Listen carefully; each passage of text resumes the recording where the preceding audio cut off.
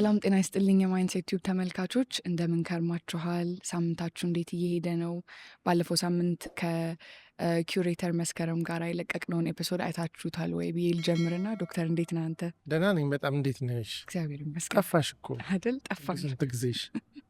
አዎ፣ እኔ እንኳን ከመስኪ ጋርም ቢሆን ታይቼ ነበር። አዎ፣ በሰላም ነው የጠፋሽው? በሰላም ነው። እሺ ጥሩ። ያው ለሱ ጊዜ ስንወስድ ስለነበረም ግን ዛሬ በጥያቄ ተመልሰናል። የዛሬው ጥያቄያችን ወደ ፍቅር ሰፈር ሄዷል። ትንሽ እንደ መጀመሪያ ብዬ ያሰብኩት ሀሳብ ስለ ላቭ ላንጉጅስ አንዳንድ የተጻፉ መጽሐፎችን አይቻለሁ እና በጣም ኢንትረስቲንግ የሆነ ሀሳብ ይመስለኛል። ሰው የተለያየ ፍቅሩን የሚገልጽበትና ፍቅር የሚቀበልበት እንደ ፍቅር ቋንቋ ብሎ በተለይ ጌሪ ቻፕመን የሚባል ሰው መጽሐፍ ጽፎ በኋላም ደግሞ ኩዊዞችም አሉ ኦንላይን ሰዎች መውሰድ የሚችሉት የኔ ምን ይሆን ብለው ቢያስቡና ያው እንግዲህ ፈረንጆች አንዱ ባህሪያቸው አንድ ነገር ከፈጠሩ በቃ እሱን እየሰነጠቁ እየመነጠሩ ያው በደንብ ደሙ እስኪያልቅ ነው የሚጠቀሙት።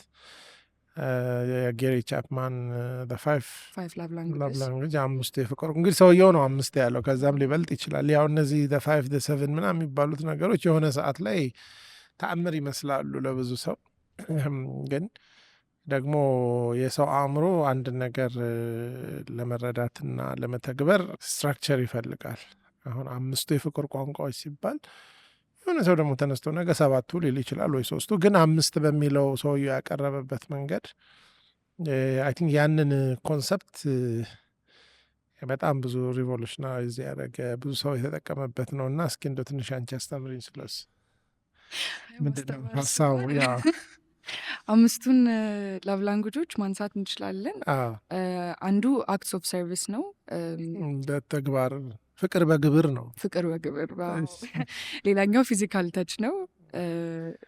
ፍቅር በመያዝ ነው፣ አዎ፣ በመያያዝ በመያዝ አዎ። ሌላው ጊፍት ጊቪንግ ነው። ወይም ፍቅር ኮረንቲ እንደማለት። ኮረንቲ ደስ ይሄ ትርጉም ሊያስፈልገው ነው። ሻይ ኮረንቲ ይሄኛው በመያያዝ በመነካካት የሚለው ወደ ኮረንቲ ነው የሚያዘ፣ ያኛው ወደ ተግባር ወደ ግብር ነው። እሺ ቀጥሎ ያለው ጊፍት ጊቪንግ ነው። እሱ ደግሞ ፍቅር ስጦታ ነው በቃ፣ ወይም ፍቅር ችሮታ ነው፣ የመስጠት ችሎታም ነው። ሌላው ወርድስ ኦፍ አፈርሜሽን፣ ፍቅር በንግግር ነው። ይሄ ደግሞ በቃ አፍ ያለው ጤፍ ይቆላል ነው። ያው የንግግር ፓወር በፍቅር ውስጥ በጣም ገዢ የሆነባቸው ሰዎች ካልተነገራቸው የተወደዱ የማይመስላቸው፣ ሌሎቹ ካልተነካኩ ወይም ካልተያዙ፣ አንዳንዱ ደግሞ ስጦታ ከጎደለ ፍቅር ጎደለ ብሎ። እሺ የመጨረሻው ደግሞ ኳሊቲ ታይም ነው። ፍቅር በምንድን ነው? ፍቅር በዝግ ነው። ይሄኛው የሆነ ለብቻ የሆነ ጊዜ መገኘት ያስፈልገዋል። እሺ እነዚህ ናቸው አምስቱ። እሱ ጸሐፊ በጠፍ ጨረቃ መጥፋት የሚወዱት ናቸው እነዚህ። እሺ እንግዲህ የሚለው እሱ መጽሐፉም ላይ ክሌም የሚያደርገው ሰዎች ወይ የራሳቸውን ባለማወቃቸው ወይ ሌላኛውን ሰው ባለማወቃቸው ምክንያት ይተላለፋሉ። ይሄ ሰው መወደድ የሚፈልግበት መንገድ አለ ወይ ደግሞ ፍቅርን መስጠት የሚችልበት መንገድ አለ። በእነሱ መሀል ያለ ሚስማች ብዙ ጊዜ ችግርን ይፈጥራል ብሎ ነው የሚለው። እስኪ ምን ማለት እንችላለን ስለዚህ? አዎ እንግዲህ ምንድን ነው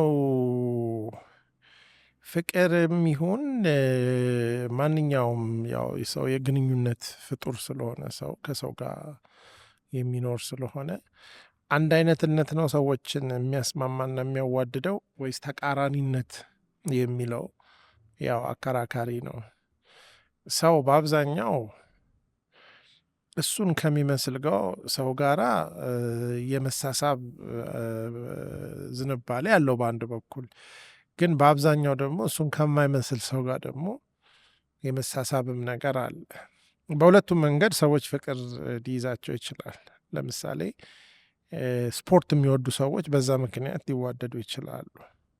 ወይ አርት የሚወዱ ሰዎች ወይ አካዴሚሽያን የሆኑ ወይ ገበሬ የሆኑ ሰዎች በሚሰሩ ስራ ዝምድና ምክንያት ያው በመቀራረብ የሚፈጠር በአንድ አይነትነት የሚፈጠር ፍቅር አለ። በሌላ በኩል ደግሞ የተለያየ መሆን ደግሞ ሰዎችን ፍቅር ሊያስይዝ ይችላል። ለምሳሌ አንድ ዝምተኛ የሆነ ሰው በቃ ጤፍ ቆይ የሆነች ተጫዋች ምናምን በመሆኗ ሰው እንደዚህም ያወራል እንዴ ብሎ በዛው እሱ በቃ የኛ ቤት እንደዚህ አይነት ወሬኛ ሰው ካልተገኘ ቤቱ በጸጥታ ሊደፈርስ ነው ብሎ ያችኛዋም ዝም ብሎ የሚሰማ ሰው ስታገኝ ለምሳሌ ልትገለባብጪውም ትችያለሽ። እንደዚህ አይነት ጆሮ ያለው ሰው አለ እንዲህ አይነትም አዳማጭ ከተገኘ ይህን ነው እንጂ ማግባት ተባብለው ወይም መውደድ።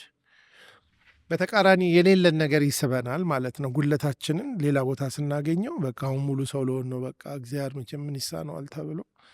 ችግሩ ምንድነው? ተመሳሳይ ሰዎች በተመሳሳይ ጥንካሬያቸው ይሳሳቡና በተመሳሳይ ድካማቸው ሊጣሉ ይችላሉ። ቤዚክሊ ሁለቱም ካልሰሩት ማን ይሰራዋል? ስለዚህ መጨረሻ ላይ አንዱም ያጋጫቸው ያኛው ጉድለቱ ላይ የሚፈጠረው ጋፕ እየሰፋ ሲመጣ፣ ለምሳሌ ሁለቱም ደጅ የሚወዱ ከሆነ ቤቱ ይዝረከረካል። ሁለቱም ቤት የሚወዱ ከሆነ ደጅ ያለውን ጉዳይ ማን ይፈጽማል? ሁለቱም መጽሐፍ የሚወዱ ከሆነ ዘመድ ማን ይጠይቃል? እንዲህ አይነት ነገሮች እየተፈጠሩ ያ ያሳሳባቸው ነገር በተፈጠር። ሌላው ግን ያ አንድ አይነትነታቸው ወደ ውድድር ከከተታቸው ያ ለትብብር የጀመሩት ግንኙነት በውድድር ላይ እንግዲህ ያ ደግሞ በጣም ኃይለኛ ጠብ አለ። ሁዝ ቤስት ሁለቱም ጥሩ በሆኑበት ነገር ላይ በጣም ጥሩ ማን ነው የሚለው። ልዩነት ያላቸው ሰዎች መጀመሪያ በጣም ፋስኔትድ ሆነው ደስ ይላቸዋል። በቃ እንደዚህ አይነት እንትን አንዱ አውርቶ ሲያወራ አንዱ ሰምቶ አይጠግብም ያኛውም። ከተወሰነ ጊዜ በኋላ ግን ለካ የአንቺ ስትሬንግዝ የእሱ ዊክነስ ነው እና ዊክነሱን ኤክስፕሎር እያደረግ ስትመጪ ሰውየው እንደ ድሮ ለማክበር እየከበደሽ ይመጣል። ወይም እሱም እንደዛው። ለምሳሌ ሰው በጣም ኦርጋናይዝድ ከሆነ መጀመሪያ ትንሽ ስፖንቴኒሲቲ ካለሽ እና ብዙም እንደሱ መጽሐፍ ስደረድር የማቱ ከሆነ ስፖንታኔ ሰው ደስ ይለዋል። ከዛ ግን ዝርክርክነት አብሮ ስለሚመጣ ከስፖንታኒቲ ጋር ወይ ደግሞ ከኦርጋናይዝድ ከመሆን ጋራ ደግሞ በጣም ነጻነት ማጣት ስለሚመጣ ያኛውም ሰው መማረር ይጀምራል። ስለዚህ ይጋጫሉ። ተደረደረ አልተደረደረ ምን በህይወት ላይ ለውጥ ያመጣል የሚል አይነት ነገር። ቫኬሽን ሲሄዱ ያ ኦርጋናይዝድ የሆነ ሰው ቫኬሽኑን ስራ ያደርገዋል። ይሄ ደግሞ በጣም ቁም ነገር ባለበት ቦታ ቁም ነገሩን ጨዋታ ያደርገዋል። እነዚህ ነገሮች መጀመሪያ ፋሲኔት ያደረጉንን ያህል በኋላ ደግሞ ጠብ መንስኤ ሆነ። ስለዚህ ምንድነው ቋንቋ የሚለው ጋር የፍቅር ቋንቋ ተመሳሳይነት ያላቸው ሰዎች ስለሚግባቡ ሊቀላቸው ይችላል መጀመሪያ ላይ። በኋላ ላይ ግን ቅድም እንዳልኩት የፉክክር ወይም ደግሞ የጋብ ለምሳሌ ልጅ ሲወልዱ ሁለቱም በስጦታ የሚያምኑ ከሆነ ንግግርም ያስፈልጋል፣ ተግባርም ያስፈልግ። ስለዚህ እነዚህ ነገሮች አልቲሜትሊ የሌላውን ሰው መግባቢያና የፍቅር ቋንቋ የምንለውን ሀሳብ ተረድቶ ያንን ሰው በዛ የማናገር ጉዳይ ነው እንጂ መለያየትም አንድነትም ጠብ ነው ሊያመጣ ይችላል የሚለውን ይችን ሀሳብ ለመናገር ነው እንግዲህ ሁሉ ያወራሁት። አንዱ ደግሞ ያው እነዚህ አምስቱ ሰው ወደ አንዱ ሊያዘነብል ይችላል እንጂ ያው ሁሉም ሪሌሽንሽፕ ውስጥ የሚያስፈልጉ ናቸው። ያው የፍቅር ሪሌሽንሽፕ ውስጥ ብቻ ሳይሆን ከቤተሰብም ጋር ከጓደኛም ጋር ባለው ውስጥ በሆነ መልኩ ያው ሰው እንዲወደድ የሚፈልግበት ወይ ደግሞ ሌላውን ሰው እንደሚወድ የሚያሳይበት መንገድ ስለሆኑ ያስፈልጋሉ። ያው ለምሳሌ ሁሉም ኳሊቲ ታይም የሚፈልግ ቢሆን ያን ያህል ጊፍት ላይ ያስፈልግ ይችላል የሚባልባቸው ሪሌሽንሽፖች ሊኖሩ ይችላሉ አይደል? አሁን ሁለቱም ወደ አንዱ የሚያደሉ ከሆነ ወይም ወደ ተወሰኑት የሚያደሉ ከሆነ እንግዲህ ምንድነው እሱ አንዱ የፐርሶናሊቲያችን ጉዳይ ነው። ፐርሶናሊቲያችን ነው ላቭ ላንጉጅም ላይ ትልቅ ተጽዕኖ። ሁለተኛ አስተዳደጋችን ነው፣ ባየኑ መንገድ ነው። ወላጆቻችን እንግዲህ የኛ ወላጆች በተለይ እንግዲህ ቀደም ያሉት ሙያ በልብ ነው፣ ፍቅር በግብር ነው እና አይላቪዩ ምናምን የሚለው ነገር በጣም በቃ በግድ ነው፣ መድኃኒት ተሰጥቷቸው ነው የሚወጣው። ያው አስፈላጊ ነው ብለውም ግን በራሳቸው መንገድ ይሉታል። ከዚህ የእያንዳንዱ ትውልድና ካልቸር ፕራይመሪ እንትን አለ፣ ከቤተሰብ ደግሞ የሚመጣ አለ። አንዳንድ ቤተሰብ በቃ ሲተቃቀፍ ሲሳሳም ነው የሚውለው። ከእንደዚህ አይነት ቤተሰብ የወጣ ሰው ደግሞ ፍቅር በግብር ካለው ሰው ጋር እንትን ካለ በቃ ህይወቱ ሁሉ የጠወለገ በቃ ውሃ ጠጥቶ ማቅ አበባ ነው የሚሆነው ማለት ነው። ያኛው ደግሞ ሄዶ 10 ሴት ምንድን ነው ሰው ላይ ዝም ብሎ መጠምጠም ምናምን በቃ ራስን ችለህ እዛው ተቀመጥ። በተለይ አደባባይ ላይ ከተደረገ ምንድነው በሄድኩበት የምታሳፍረኝ? ስለዚህ ይሄ ከስብዕናችን ዝንባሌ አንጻር ብቻ ሳይሆን ከአስተዳደጋችን ካደግንበት ቢገር ካልቸርም ከቤተሰብም ተዛምዶ የሚመጣ ነው። በተለይ ኢንተርራሻል ሌላ አገር ሄደው ወይ ፈረንጅ ወይ ሌላ አፍሪካ ሀገር የሚጋቡ ሰዎች አንዳንዴ አጀስትመንቱ በጣም ከባድ ይሆናል። ባህል ዴፊኒትሊ አፌክት ያደርገዋል እንደምናየው። አሁን ሚዲያ ሶሻል ሚዲያ ደግሞ ራሱ የባህል ዋና ሜንስትሪም ሶርስ ነው። ስለዚህ አሁን ጃፓንና ኢትዮጵያና ብራዚል የሚለው በጣም ተቀራርቧል። ዲጂታሊ ስለሚተያይ ትውልዱ ይሄ ጃፓን ነው ይሄ ብራዚል ነው የሚለው ነገር በጣም እየጠበበ ነው። ድሮ በቃ ብራዚል ማለት በቃ በዓለም ዋንጫ 4 ዓመት ሲመጡ ከሆነ አልሆነ ብዙም አናውቀው። አሁን ግን ከየት እንደወረሽው ማታውቂው ባህል ሁሉ ውስጥሽ ሰርጾ ይገኛል። ኢንትረስቲንግ ሀሳብ ይመስለኛል። ወደ ጥያቄያችንም ስናልፍ ደግሞ በተወሰነ መልኩ አሁን ያነሳናቸውን ሀሳቦች ስለምናነሳ የቋንቋ ልዩነት ነው ያጋጠመሽ ዛሬ ይመስላል በአንድ ጎን። እስኪ ጥያቄውን እንዲየውና ምንድን ነው የሚለው እናያለን። እሺ ዶክተር ምህረትና ፌቨን እንደምን አላችሁ? የምትለቋቸውን ቪዲዮዎች በየጊዜው እከታተላለሁና በጣም ጠቃሚና አስተማሪ ናቸው። የገጠመኝን ሁኔታ ላጋራችሁና ምክራችሁን ልጠይቃችሁ። ፍቅረኛዬን ያገኘኋት በዩኒቨርሲቲ ትምህርታችን ወቅት ነው። መጀመሪያ ላይ የቅርብ ጓደኛሞች ነበርን። በሂደት ግን ግንኙነታችን ወደ ፍቅር ተቀየረ። እሷ ለእኔ የመጀመሪያ ፍቅሬ ናት። ለእሷ ግን እኔ መጀመሪያው አይደለሁም። ከኔ በፊት የነበራት የረጅም ጊዜ ግንኙነት በመጥፎ ሁኔታ በመጠናቀቁ በስሜት ተጎድታና ለሌላ ግንኙነት ዝግጁ ሳትሆን ቆይታ ነበር። ይህ ቢሆንም ላለፉት 4 ዓመታት ጠንካራና እርስ በእርስ መከባበር ያለበት ግንኙነት መስርተናል። በአንድ የትምህርት ክፍል አብረን ተምረናል። እድሜያችንም ተቀራራቢ ነው። በብዙ የህይወት ዘርፎችም እንደጋገፋለን። ከምርቃት በኋላም ሁለታችንም ስራ ይዘን ራሳችንን ችለን እየኖርን ግንኙነታችንን ቀጥለናል። ሆኖም ግን አንድ ትልቅ ችግር አለ።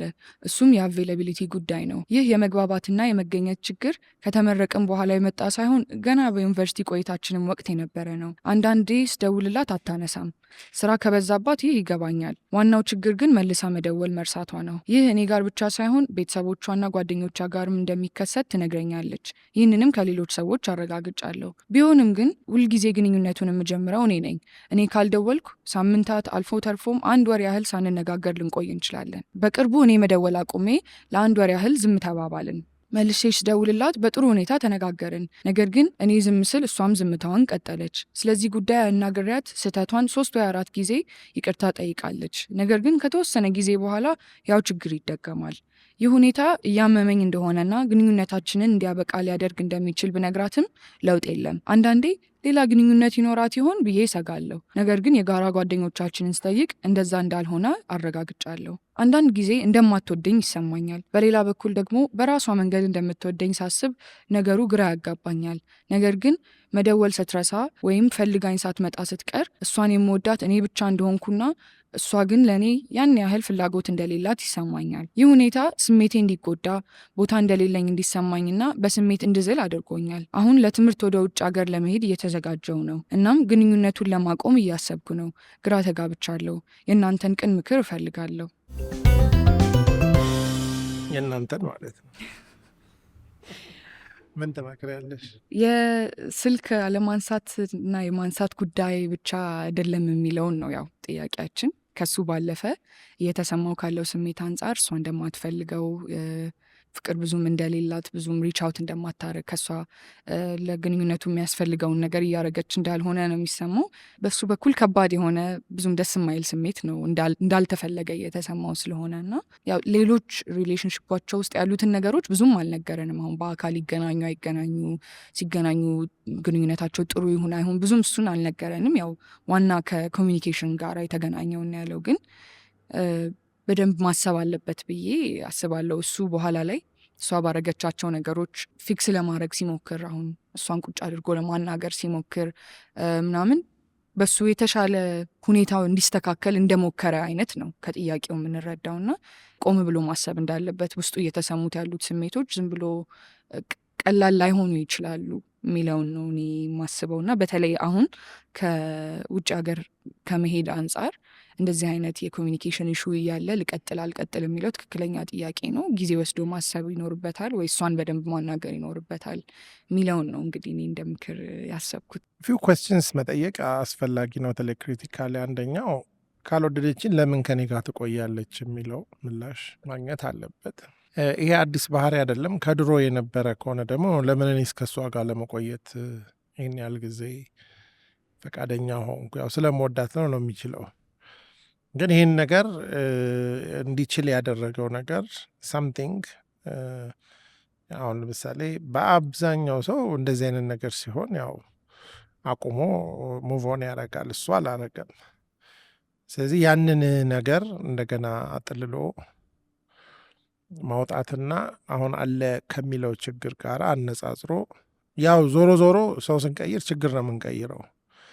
ያው ችግር የሌለው ሰው የለም በአጠቃላይ። ስለዚህ አሁን ሰው ሲቀይር ደግሞ ሌላ አይነት ደግሞ እየደወለ መከራውን የሚያሳየውም አይነት ሰው ደግሞ ስፔስ የማይሰጥም ሊሆን ይችላል። ኦር ወደቨር በሌላ ኢሹም ላይ ሊሆን ይችላል። ችግር አለ ሁሉም ጋር። ስለዚህ አንዱ ሲግኒፊካንት የሆነው ነገር እሱን እስካሁን ያቆየው ነገር እሱ ማወቅ አለበት። ፍቅር የሚለውን ነገር ትንሽ ዲፋይን ማድረግ አለበት። ምንኛው ኳሊቲዋ ነው? ኦኬ ኮንክሉዥኑ ፍቅር ሊሆን ይችላል፣ ግን ዲቴይሉ ላይ ልክ አሁን ይሄ ችግር ነው ብሎ እንደ መንዝሮ እንዳወጣው ዋና ችግር አድርጎ አምሹር ሌሎች ችግሮችም ይኖራሉ፣ ግን ይሄ ፕራይመሪ ፕሮብሌም ነው። ግን ፕራይመሪ ሪዝኑ ደግሞ መኖር አለበት እና ዞሮ ዞሮ ምንድን ነው እሱ ችግርንና ጥቅምን አመዛዝኖ ተረድቶ ያው በአይምሯችን አናላይዝ አድርገን የማንደርስባቸው ምክንያቶች አሉ። ልክ ጭንቅላት የራሱ ምክንያት እንዳለው ልብም የራሱ አለው ጭንቅላት የማይረዳው የሚል አንድ አባባል አለና የልብ ምክንያቶች ያው የራሳቸውን ክብደት ያገኛሉ። ግን እነሱንም ቢሆን ትንሽ አርቲኩሌት ማድረግ ይጠይቃል። ከዛ ግን እሷ ደግሞ ለምንድነው ከእሱ ጋር የምትቆየው?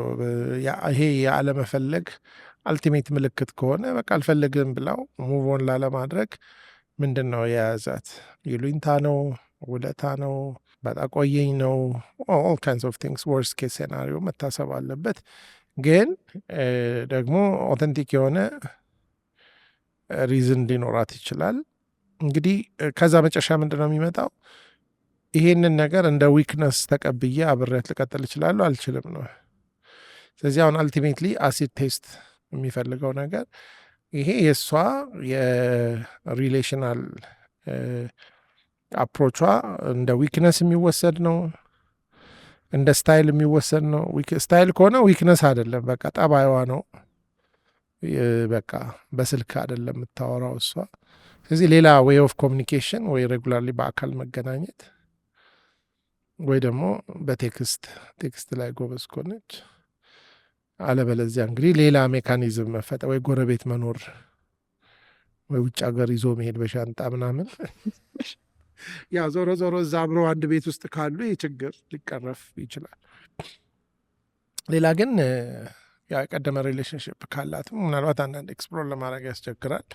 ይሄው ከሆነ ምክንያቱ ለመለያየት አንድ ነገር ነው። እንግዲህ አንዳንድ ጊዜ ደግሞ በዛኛው ሪሌሽንሽፕ ላይ በጣም ተጎድታ ራሷን ፕሪዘርቭ የምታደርግበት ወይም እንዳትጎዳ ሪሌሽንሽፕም ትፈልገዋለች፣ ግን ላለመጎዳት የምትጠቀምበት ሰልፍ ፕሮቴክሽን ወይም ኮፒንግ መንገድ ከሆነ ወይ ያ ነገሯ ሲድንላት ነው ይሄን ነገር የምትተው፣ ወይ ደግሞ የዛኛውን ሰው ቅጣት እየተቀበለም ከሆነ ቅጣቱ መቼ እንደሚያልቅ እንግዲህ ወይ በጸሎት ወይ በጥያቄ አንዳንድ ሰዎች የአንድን ሰው አንድ ቦታ የደረሰባቸውን ነገር ሌላ ቦታ ያራግፉታል ወይም ያካክሱታል። ስለዚህ ሜቢ ልክ እንደሱ አሁን የምትብሰለሰል በሰላም ገባ ወይ ቁርስ በላ ወይ እያለች ያ ነገር በኋላ ኔግሌክትድ ሆና ወይም ኢግኖርድ ሆና የደረብን ሁለተኛ አገባለሁ ወዳለሁ ግን ዝም ብሎ የስልክ ላይ ምናምን እንትን ማለት ኢሞሽናል ቫልነራብል ፖይንቷ ሆኖ ራሷን ለመከላከል የምትጠቀምበት መንገድም ከሆነ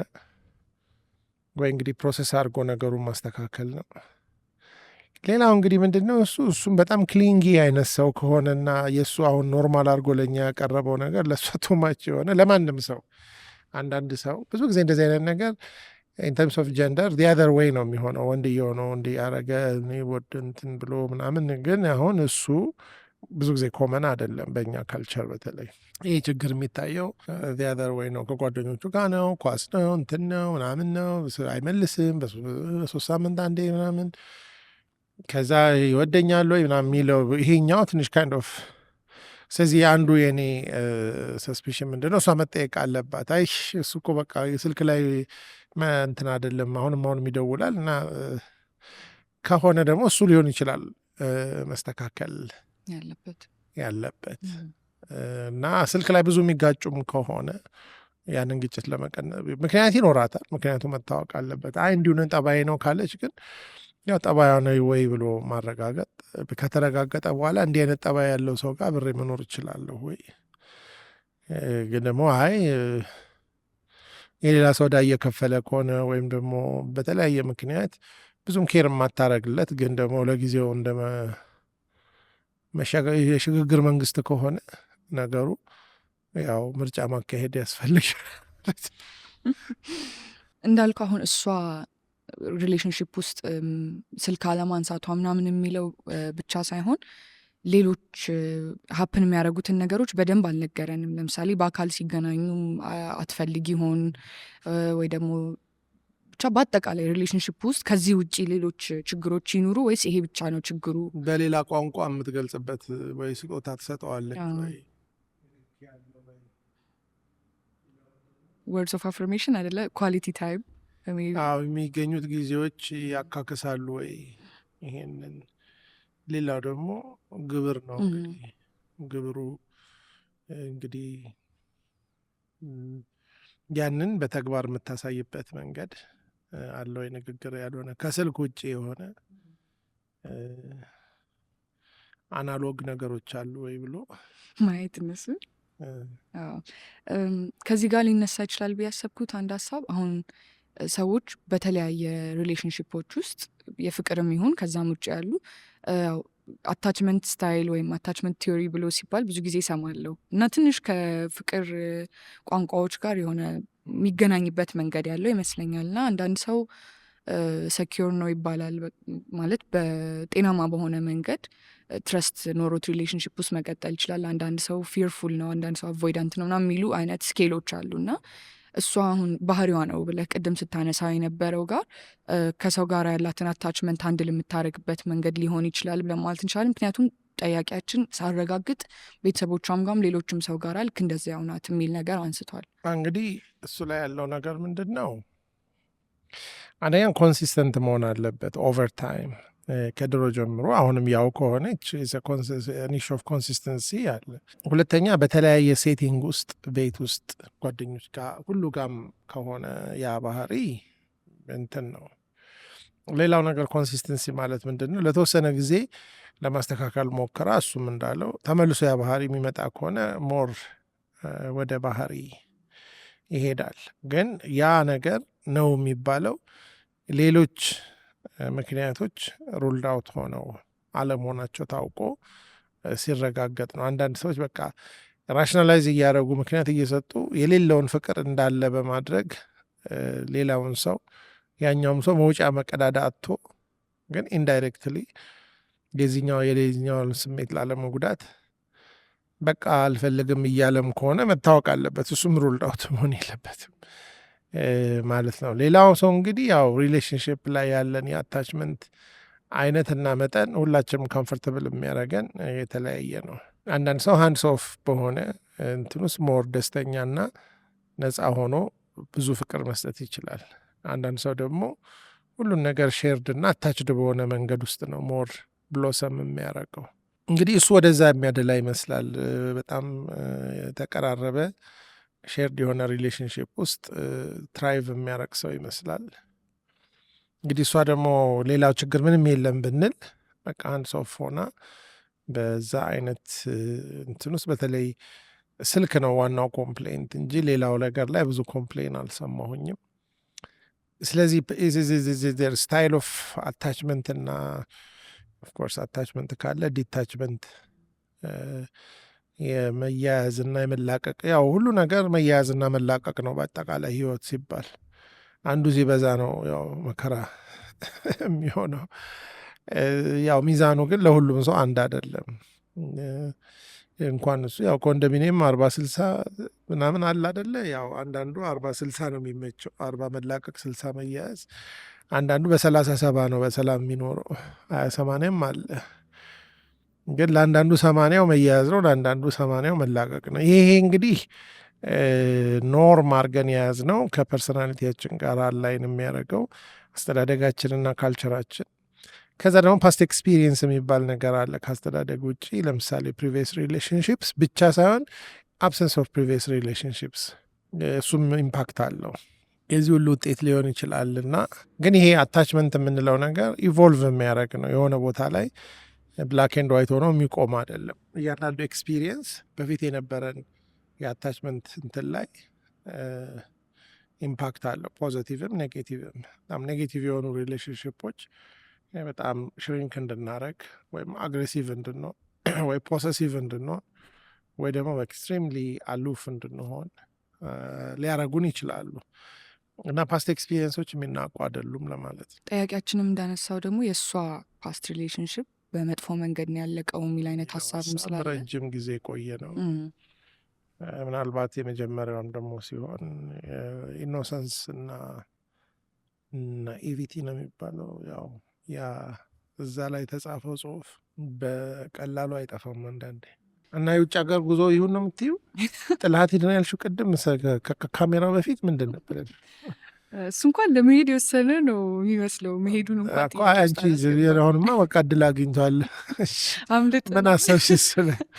እንደውም አንዱ ጥያቄውን ሳነበው መሄዱ ሌላ ሌየር ነው የሚጨምረው እዚህ ላይ። አሁን ሌየር ስትይ ግልግል ነው ወይስ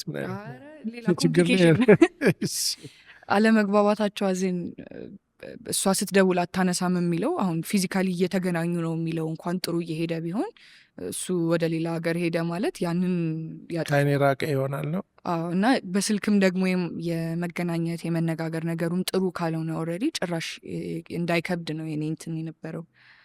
ምክንያቱም ብዙ ጊዜ ሎንግ ዲስታንስ ሪሌሽንሽፖች አይሰሩም ማለት አይቻልም። ብዙ የሰሩባቸውም ሁኔታዎች ዴፊኒትሊ ይኖራሉ። ግን አንደኛው ኤፈርት እና በሁለቱም በኩል ደግሞ ያለ ተነሳሽነት እንደሚያስፈልግ በጣም ከባድ ነው። ኢሞሽን አለ፣ ብዙ ሚስ አንደርስታንዲንግ አለ። እንግዲህ ሁለት ነገር ነው። አንደኛው ይሄ እድል ሊሆን ይችላል ሲሪየስሊ ሪሌሽንሽፓቸውን ሪኮንሲደር ለማድረግ። እኔ ዝም ብሎ ሳያወሩ በዚሁ አይነት ስቴት ኦፍ ማይንድ ባይሄድ ጥሩ ነው። ኦኬ ናው ስልክ በአካል የምንገናኝበት እና ሌሎች ሜካኒዝም ኦፍ ሜንቴኒንግ ዚስ ሪሌሽንሽፕ የለንም። ስለዚህ አሁን የዲስታንስ ሪሌሽንሽፕ ነው የሚሆነው። ሃው ዱ ዩ ዋንት ዲስ ኢፍ ካላወራን ያው እንረሳሳለን፣ ምንም እንትን አይልም እና መድከምም አያስፈልግም ብሎ የራሱን አቋምና ሃው ሹድ ቢ ኮንቲኒ፣ እንዴት ነው የሚቀጥለው ይሄ ሪሌሽንሽፕ? እኔ ለመሄድበት ጊዜ አንቺም ትመጫለሽ ወይስ በሆነ ሬጉላሪቲ እና ባለው አቬለብል ሚንስ እንገናኛለን ወይንስ ላለፈ ትዝታችን አሳልፈን ሰጥተነው ነው የምንሄደው የሚለው ሲሪየስሊ መነጋገር እና ወርከብል ሶሉሽን ማምጣት። ግን በቃ ምንም ነገር አይለወጥም እንደዚሁ ነው የሚቀጥለው የሚለው ያው ራስን ማታለል ስለሚሆን እንግዲህ ከባድ ውሳኔዎችን መወሰን ሊያስፈልግ ይችላል። ግን መነጋገርና ቁጭ ብሎ አሳማኝ ነገር ካልሆነና ቫያብል ያልሆነ ነገር ከሆነ የሚመጣው ኦፕሽን ያው ሁለት አማራጭ አለ። እዚሁ ጨርሰን ክሊር በሆነ መንገዳችንን እንሂድ የሚለው አንዱ ነው። ሁለተኛው ደግሞ በቃ እኛ ጨክነን ካልገደል ነው ጊዜና ርቀት ይግደለው ከሆነም ሪሌሽንሽፑን ሀፕንስ አ ሎት ኦፍ ታይም። ግን ጤናማ በሆነ መንገድ ሁለቱም ተነጋግረው ቢሆን የተሻለ ይሆናል። ምንድን ነው መሰለሽ እያንዳንዱ ትራውማና እያንዳንዱ ፕሮፐርሊ ክሎዥር ያላገኘ ነገር ያው የሚቀጥለው ሪሌሽንሽፕ አሳይመንት ነው። ሜቢ የእሷም ካለፈ የመጣው ፋይል ኢምፓክት ሊኖረው ይችላል። ከዚህ ጋር ተያይዞ አንዳንዴ ዲስተንስ ሜክስ ደ ሃርት ግሮ ፎንደር የሚል ኮት አለ። ያው ርቀት ሲኖር በቃ እንደውም ፍቅር ይጨምራል ምናምን የሚል፣ በዛውም ደግሞ ፍሊፕ ሳይዱ ቅድም እንዳልነው ብዙ ነገሮች ከባድ እየሆኑ ስለሚመጡ ጭራሽ በዛ ላይ ርቀት ተጨምሮ ከባድ የሚሆንበት መንገድ አለ። አሁን ተነጋግረው ለመቀጠል ቢያስቡ ያንን ይህንን ሪሌሽንሽፕ ጤናማ በሆነ መንገድ ለመቀጠል ምን ነገሮችን ስታብሊሽ ማድረግ ይኖርባቸዋል?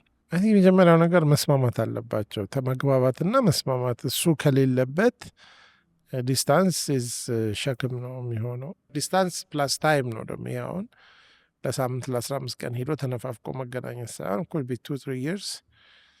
ሌላው ነገር ደግሞ ምንድን ነው እዚህኛው ሪሌሽንሽፕ ውስጥ አክቲቭ የሆነ ኢንተራክሽን እና ትራንዛክሽን ከሌለ ሌሎች ሪሌሽንሽፖች ፓፓውት ያደርጋሉ፣ እሷ ጋም እሱ ጋም። እነዛ ፖሲቢሊቲዎችን ሬዚስት ለማድረግ ያልተሟላ ኒድ ሁል ጊዜ ለቴምፕቴሽን ያጋልጣል። ስለዚህ ያንን ነገር ማሰብ አለባቸው። ግን ዞሮ ዞሮ ባተም ላይ ነው ምንድነው መነጋገር አለባቸው። እኛ አብረን ሆነን ቅርበት ያልፈታውን ስንስ ተራርቀን ችግር ይፍታው ወይም ርቀት ይፍታው ማለት ያው ራስ ህይወትን ለድል አሳልፎ መስጠት ነው። ፕሮባቢሊቲ ነው በደንብ ቢነጋገሩበት፣ በዚያውም ጠያቂያችንም የሚፈልገውን ነገር የበለጠ ቢያስብ በእሷም በሱም ሳይድ ምናልባት መጣላት የሚፈሩም ከሆነ መጣላት ሊያስፈልጋቸው ይችላል። እንግዲህ ብዙ ጥል አላየሁም። ይሄ ነገር ያው ዎኪንግ ኦን ኤግሼል እንዳይሆን በቃ ፍርጥርጥ አድርጎ ኖ ኮንታክት ኖ ምንም ማንገናኝ ከሆነ በስልክ የሚሆን በሆነ በቃ ዴዝ ኖ ሪሌሽንሽፕ የሚለውን ከተጋቡ በኋላ እንዴት ሊኖሩ ነው የሚለውም ብዙ ጥያቄ ስለሚያመጣ አይ ቲንክ አሁን አፈራርጦ ተነጋግሮ ቢያምም እንግዲህ አንዳንድ ሰው ስሎ ፔይን ነው የሚወደው፣ ቀስ ብሎ ጊዜ ራሱ ይግደለው ብሎ የሚሄድ ሰው አለ። አንዳንድ ሰው ደግሞ አይ በቃ አፈራርጠን እዚሁ ጨርሰን በቃ የሆነው ይሁን ማለት ነው። እንግዲህ ከሁለቱ የተለየ ብዙ አማራጭ የለም። ግን ሚስ አንደርስታንዲንግ ካለ፣ ስታይል ዲፍረንስ ካለ፣ አስተዳደግ ዲፍረንስ ካለ፣ ኤክስፔክቴሽን ዲፍረንስ፣ የአሰምሽን ዲፍረንስ ካለ በንግግር ውስጥ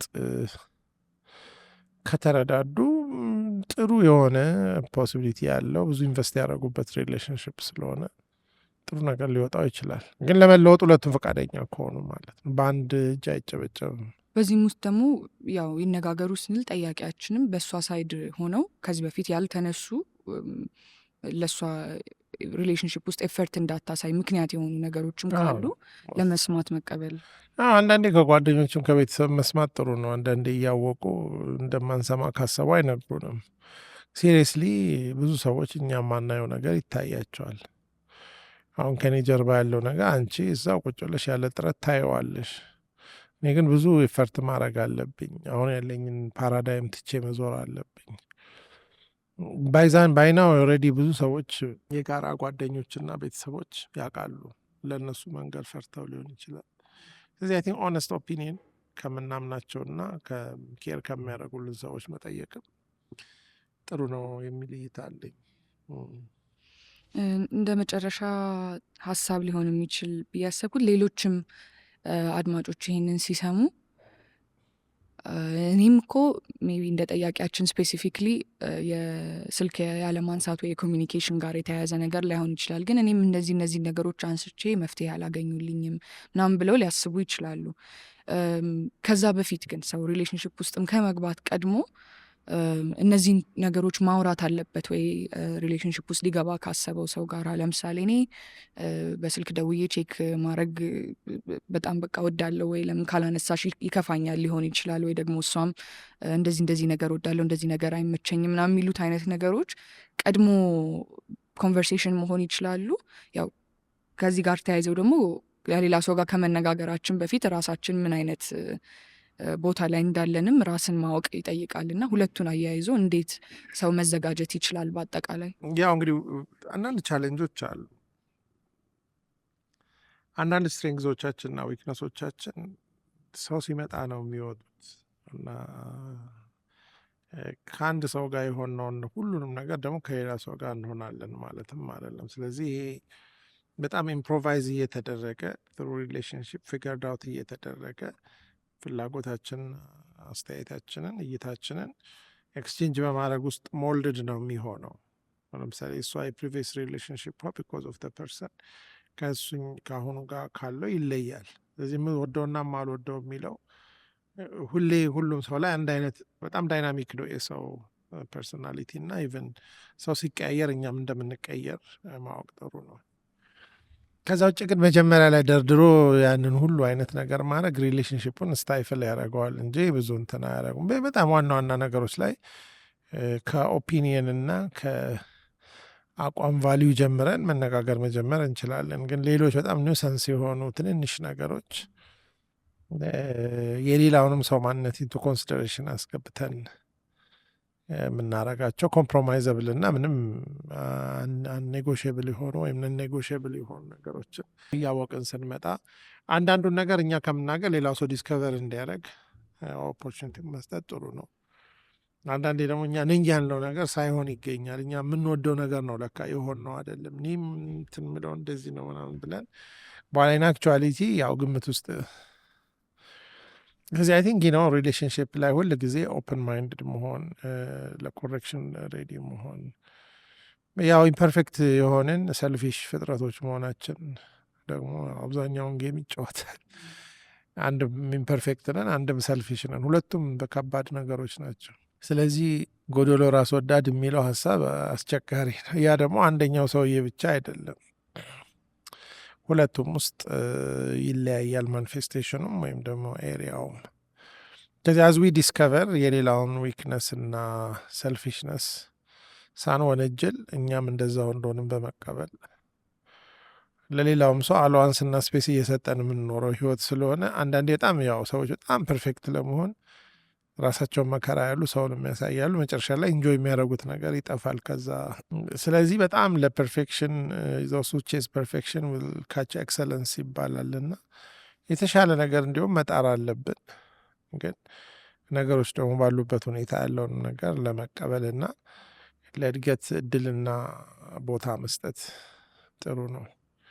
ከዚህ ኦነስቲ ጥሩ ነው፣ ግን በፕሮሰስና በኤክስፒሪየንስ ውስጥ ቢገለጥ ኦነስቲ የተሻለ ነው። እንዳልከው በተለይ ከኮሚኒኬት ከማድረግ አንጻር ደግሞ የተሻለ ለመሆን መሞከር፣ ምንም ቢሆን ነገሮችን መጀመሪያ ላይ እንኳን ባንነጋገር ሲመጡ እነሱን ነገሮች ለማስተናገድ የሚችል ካፓሲቲ ቢኖረን ጥሩ ይመስለኛል። አዎ አንዳንዴ ያው እኛ ምን አልን ነው እንጂ ሌላው ምን ሰማ ብለን አናስብም። ያው ኮሚኒኬሽን ያው ሁሉም ኤንድ ቱ ኤንድ ያለው ዞሮ ዞሮ የተናጋሪው ያለው ኮንቴንት ሳይሆን ሰሚው የተረዳበት ከፐርሰፕሽን እስከ ኢንተርፕሪቴሽን ያለው እና ኤክስፒሪየንሱን ጨምሮ ያለው ኢዝ ሞር ኢምፖርታንት። ያ ስለዚህ ነው በድግግሞች ውስጥና በጊዜ ውስጥ ነው መናበብና አትሊስት መግባባት የሚፈጠረው። ለዛ ጊዜ መስጠት ያስፈልጋል። እነዚህ አሁን ይሄንን ቻሌንጅ ማለፍ ከቻሉ ጥሩ ካፕልስ ሊሆኑ ይችላሉ። አይ ቲንክ ዴር መስት ቢ ሳምቲንግ ጉድ እዚህ ድረስ የጠበቃቸው ከኮሌጅ ጀምሮ ነሰሌ አማራጭ ጦት ወይም ደግሞ ይሉኝታ ምናምን ብቻ ልንለው አንችልም። ዜር ኢዝ ሳምቲንግ ጉድ። ከዚህ ግን ዛት ወርዝ ዛት ነው ያንን ያካክሶ በሰላምና በጤና ያኖራቸዋል የሚለውን ማወቅ ነው ትልቁ ጥያቄ። ትልቁ ጥያቄ እሱ ነው። እንግዲህ እሱ ደግሞ በስኮላርሽፕ መልክ አይመጣም፣ ያው ራስሽ ምትሰሪው ነው። እኔ እንደውም ጠያቂያችንን ብቻ ሳይሆን አድማጮቻችንንም አንዳንድ ቱሎች አታችመንት ስታይላቸውን ወይ ላቭ ላንጉጃቸውን ለማወቅ የሚጠቅሙ ቱሎች ካሉ እንደ ስታርቲንግ ፖይንት የሚሆኑ ከሆነ እይታም ካለ እኛም ያላየነው ነገር ሊኖር ስለሚችል ቲንክ ኮሜንት ቦታው ሰፊ ነው አይደል? ሁሌም ሰፊ ነው። ያሏችሁን ሀሳቦች ካላችሁም ኤክስፒሪየንስ ሊሆን ይችላል በእናንተ ግንኙነት ውስጥ ወይ በሌሎች ሰው ግንኙነቶች ውስጥ ያያችኋቸው ለጠያቂያችን ሊጠቅሙ የሚችሉ ሀሳቦች ካሉ ምክራችሁን ኮሜንት ላይ ማስቀመጥ ትችላላችሁ። ሌላም ጥያቄ ካላችሁ ሁሌም በራችን ክፍት ነው። በ0911505050 ላይ በቴሌግራም ወይም በዋትሳፕ ጥያቄዎቻችሁን ልትልኩልን ትችላላችሁ። እንደዚህ አምጥተን ሌሎችንም በሚያስተምር መልኩ ዲስከስ ለማድረግ እንሞክራለን። ኢሜይልን ማድረግ የምትፈልጉ ከሆነ በethiomindsets@gmail.com ላይ ብትልኩልን ጥያቄዎቻችሁን እናገኛለን። ለዚህ ሳምንት እንግዲህ ፍቅር ሰፈር ገብተን እንደዚህን አንዳንድ ነገሮች ብለናል። መልካም ሳምንት ይሆንላችሁ።